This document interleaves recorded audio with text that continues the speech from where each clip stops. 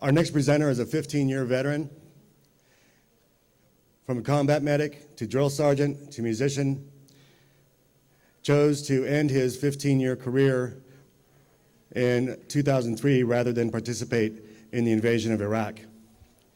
He's a veteran of the Gulf War, just like me, and it is my great pleasure to introduce my brother in arms and now my brother in peace, Dennis Kine. I'm really honored to be here with you. I think we did this presentation yesterday, Beyond Treason, in the movie over at the Multicultural Center. I come from a long line of combatants. My uncle's a decorated colonel in Vietnam, fully decorated. My grandfather was a retired colonel as well. My other grandfather was a master sergeant. Both them served in World War II. Great uncle in World War I, Peter B. Kine. You can still read his books. He fought in the Spanish-American War. He says he came home and nobody even knew he was in a war back then. That's the same way I felt in 1991. And they were watching the news, they were looking at the press, but it was a football game to everybody, it seemed like. They were just cheering away, just cheer, cheer, cheer. Who's going to win? We didn't win, though. But my extended family is what gave me the strength to come out here and reach out to the American people and let them know that what's going on inside the system is really rotten. I mean, you cannot deploy your National Guard and your reserves somewhere else and then pretend you're safe from even a flood, as we learned down in New Orleans. For the purpose of today's presentation, one of the things I'd like to do is I'd like to tell you about how we led into Desert Storm. I'd also like to tell you about the soldiers' experience during Desert Storm and the medical implications and the experiences we had during our service and when we went to get treatment from the Veterans Administration. And then I'd like to touch a little bit like on what Dr. Fazey was talking about, the returning veterans right now. And lastly, I'd like to share with you some of the science I learned. Because as Steve was saying, you know, we know all kinds of stuff. We're really broad. You know, I could talk to you about the resistance in Daryl Anderson and Kyle, or I can talk to you about what's going on with trainee abuse. I can talk to you about sexual discrimination, you know, all the things that are happening in there. But the one I chose to go real deep on was depleted uranium. One of the things I do want to correct is that you saw in the movie, it says U-238 becomes depleted uranium. Now, I say we use nuclear weapons in the Middle East. Doug Rocky says, Dennis, we're not using nuclear weapons. I say we are. He says we aren't. That's Doug Rocky's movie. Doug Rocky's movie says depleted uranium is the derivative of U-238. Now, for today's presentation, I'm going to use the term depleted uranium, because when we depart in conferences, we go with the common departure point or common knowledge, depleted uranium. However, it's my belief that there's nothing depleted about it. You see, the 235 has been removed. But uranium can only be an isotope of uranium or another isotope. And that isotope is uranium-238. Now, what can U-238 become? U-238 becomes plutonium-239. That's what it does. I got the decay thing, and that shows you how many steps uranium decays to, but also what it can become. And see, if you take a look at your periodic table of elements, uranium-238 is the last stable element on the chart. But the chart says specifically uranium-238 is the last stable element. And then what Lawrence, of Lawrence Livermore and Lawrence Berkeley, the famous scientist, what he did was he took uranium-238 and put it into a cyclotron, also known as an atom smasher, or also known as a plutonium breeder.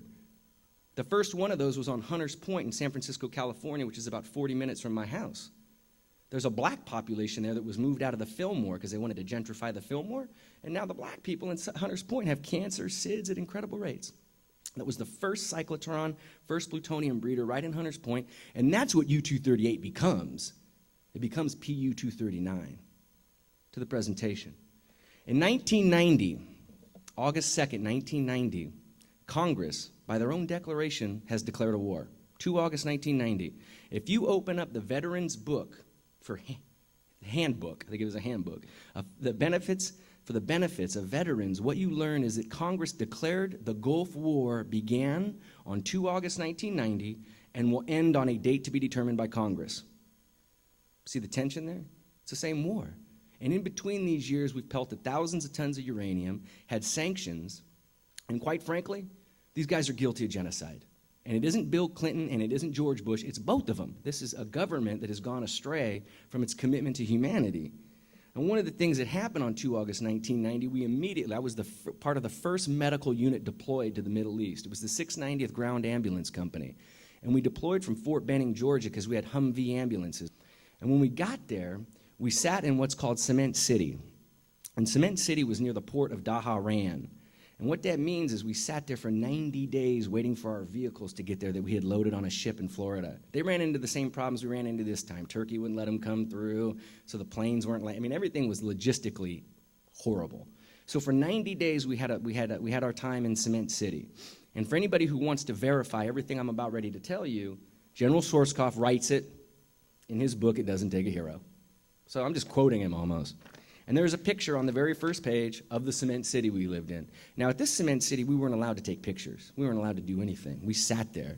People got sick. But the logistical problem was we didn't have any vehicles. That's why we couldn't leave. It was that dumb. So we sat there for 90 days, and then our vehicles arrived. One of the things that was happening to us during this period was we were ingesting heavy, heavy doses of just fine, grainy sand, which the body can't digest, which leads to dysentery. Mass exodus of the fluids by way of number 2. You got in dehydration. And simultaneously, we're breathing in heavy metal particles from the cement factory we're living in. So we got all kinds of stuff happening right there. Now, what we know is that prior to our deployment, we had been loaded with up to 13 to 17 different vaccinations, and that we were put on a plane and deployed to the Middle East. So my guys were diarrheaing and vomiting all the way to the Middle East because of the vaccinations. Those of you who do travel a little bit, when you travel abroad, you get your vaccination, you take a couple weeks, you assimilate to it, and then you deploy. You don't deploy the day after you shock your body like that. So we got vaccinations in our body, we got heavy metal particles from the cement factory, we got fine grainy sand, then our vehicles show up. We're ready to go. We're like, well, we're out of here. And we were happy. We're going to the front line. So we're setting up camps out here in these regions where only Bedouins and semi-nomadic and nomadic people have lived for centuries. We don't have any idea what we're doing, so we bring in pallets and we lay them on the ground and we put our showers on top of them. And we pull down metal spigots. What we did was we pulled down a spigot and put cold water right into the sand where a nice poisonous vector or rodent would love to cool out underneath the pallet in the shade. And they did. And then the next time a guy came in there, or a woman, but I'll tell you, they pull this spigot and the vector or rodent responds to it because that's how vectors or rodents respond, and there goes the guy's foot or the calf. And simultaneously, the way we did our latrines and the way we took our number 2s and basically took our diarrhea was into a metal bowl, big metal tin, and in the morning we put diesel gas in it and burn it. And that's how we got rid of our fecal matter. Well, the rodents would eat dinner in there. Right, so guess what? When you take a diarrhea, your testicle and your buttock got bit. No lie. So these guys are going to the rear, getting fixed up, patched up from whatever bite they got. And so we decide we'll just level the area with pesticides. Now you see it. You see what's happening here. Now this is what Dr. Fazie's talking about, this toxic soup, all these other things that are going on. This is the ground up versus the top down. We're living in it. We're kicking it up and we're breathing it. Then we're about ready to go to war. And they get this idea that we should all eat pyristigmine bromide tablets. Has anybody ever heard of those? They're called PB tablets, generally, by their acronym, PB. So basically, a PB is a reverse bonding agent, meaning when you eat it, it's intended to block off your synapses should you ingest a biological or chemical agent. So Deepak Chopra writes that the most important part of the human being is the synapses. So what they're doing is they're shutting down these dudes' synapses. I don't know if they were dumbing us down to walk us into radiation, but I projectile vomited and diarrheaed some more and decided I wouldn't eat them. But we're now getting ready to go in to Iraq. It's January 17th. The war starts. We bomb for 45 days, 340 tons of depleted uranium, and then the 24th Infantry Division, the most forward unit in the war, as General Schwarzkopf writes about in his book, I was in that unit. We walked right into the uranium. So the leading up to this point is very important because as anybody will tell you, the most important thing about defending yourself against radiation is your immune system. And if you've been sitting out there trashing your immune system repeatedly for 9 months, you're going to have an accounting of why 11,000 guys were dead by 2000. I actually think the numbers are higher than that, and I think if you looked earlier towards 1995, you'd see a lot of deaths. I mean, these guys are dying in non-VA facilities. So, I mean, I don't know where these statistics actually derive from, but I'm having trouble finding even guys I served with. Can't even find them. So, Schwarzkopf, many people wonder why he didn't run for president. Well, here's why. The maps are here, they're right in his book. He put the maps of the strategy of how to fight the war in the book he wrote. So you can look at it, you can actually follow after I explain to you what he did, and you'll realize that we had every intention of going to Baghdad in 1991. My Colonel Novier told me we are on our way to Baghdad. Y'all get ready. And he gave us the you might die speech, and we survived it. But the deal here is that we were on the front line of Iraq and Saudi Arabia, the border there. That's where we had advanced to. And the reason we were there is because the United States government had sold a bag of goods to the Saudi Arabians, that there was an Iraqi invasion and they wanted to come get Saudi Arabia's oil as well. Okay. We went. We got to the front. I'm not even going to lie to you. The prince came by. He said, hey, we want to give all your soldiers $10,000. Bush said, no, my guys aren't mercenaries. All right. We were mad. We're upset. We're like, man, we could have 10,000. Why not? We'll go to the invasion. Let's jump to February 28th. One of the things we ran into when we advanced into Iraq was what's called a wadi, W-A-D-I, meaning, anybody know? If you look it up in Webster's, W-A-D-I is defined as a free-flowing river in Arabia. It's quicksand, Lawrence of Arabia. It's there. It really is there. I thought my whole life, I said, wow, is that like some trick? It wasn't a trick. That stuff is real. And our vehicles were sinking in it. Now everybody will say, oh, Dennis, that's not true. The M1A1, it's amphibious. Okay. My vehicle wasn't. My vehicle wasn't amphibious. Does that work? Nah, you know what you're talking about. So we couldn't make it. And those of you who followed up after the conflict, they called it an end run. You know, there's a book out called Dear Mr. President. The right hook, he calls it. Nah. We couldn't get to Baghdad by way of our frontline invasion. You can look at it right here on these maps. We had it all laid out with 500,000 people on the front line. We were going to Baghdad. We couldn't get through the quicksand. So we made a right turn. And we rode towards the freeway of death. The highway from Basra to Baghdad was bombed repeatedly while the Iraqis were in retreat from Kuwait. For those of you who don't know, Saddam Hussein interviewed with Dan Rather before this re-escalation. This is just an escalation, same war. He said, you Americans are funny. You didn't win anything in 1991. We were waiting for you in Baghdad, and you didn't show up. The reason we didn't show up was because he's Machiavelli. I mean, Saddam is studying Stalin and Machiavelli and all these war theories where you wait for him to come into your trap versus go out and fight him. I mean, the guy is a military commander, and he did not want to confront 34 of the world's militaries. He's not like Bush, who ran his baseball team into the ground. I mean, this guy was, I mean, he's an idiot, but he had an intent that came out of a book he read. And it was very similar to the way Machiavelli says you got to know the difference between. So what's happening is we never made it to Baghdad, and we couldn't get to Baghdad by way of the freeway. If you take a look at the script now, if you watch the TV screen, it is Wag the Dog, but the way it's playing out is all the vehicles are going on the freeway to Baghdad, and all the tanks are in the sand. There's no invasion coming by way of the sand. Saddam Hussein used that as his defense mechanism, which they've been doing since prehistoric times. We just didn't know. So we got to the freeway, people became sick instantly. They walked right into this uranium that they had leveled on these retreating, and some of them are known to be civilians. There were civilians and military people leaving Kuwait to go back to Iraq, and they were bombed, and we ran into it, and soldiers became sick instantly. Instantly. I was sick.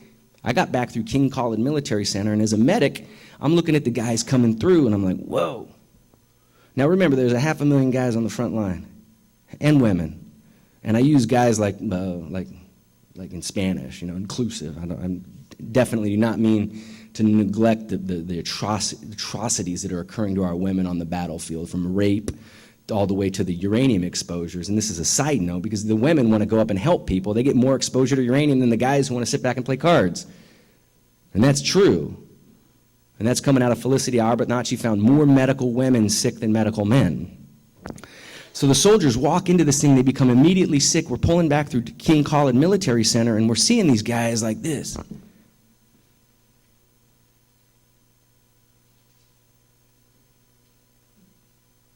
Go ahead and laugh, man. I mean, we were. It's fucking crazy. But guess what we thought it was? We thought it was PTSD. Matter of fact, we didn't even think it was PTSD. We thought it was the 1,000-yard stare.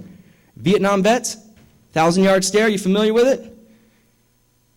This isn't PTSD, by the way, on the battlefield. This is something psychic, man. Once you've had one trauma, by day 2, it's not a post-trauma anymore.